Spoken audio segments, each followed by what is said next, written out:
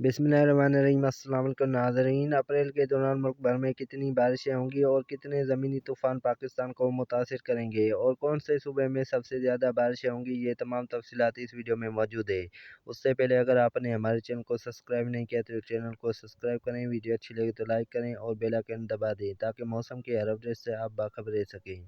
तो दोस्तों, महकमा मौसमियात डॉक्टर हनीफ की ताज़ा रिपोर्ट के मुताबिक अप्रैल के दौरान भी पाकिस्तान के तमाम इलाकों में मामूल से ज़्यादा बारिशों के इम्कानात हैं। अप्रैल के महीने में पाकिस्तान के बालाई और वस्ती इलाकों में 4 से 6 बारिशों के सिलसिले मुतासिर कर सकते हैं, जबकि जनूबी पाकिस्तान में भी 2 से 4 सिलसिले मुतासिर कर सकते हैं। इस दौरान मुल्क के शुमाली और शुमाल मगरबी इलाकों, जिसमें खैबर पख्तूनख्वा, गिलगित-बल्तिस्तान, कश्मीर के इलाके शामिल हैं, इन इलाकों में शदीद बारिशों के इम्कानात हैं। इन इलाकों में अप्रैल के महीने में बारिश की मिकदार 200 से 300 मिलीमीटर तक पहुँच सकती है।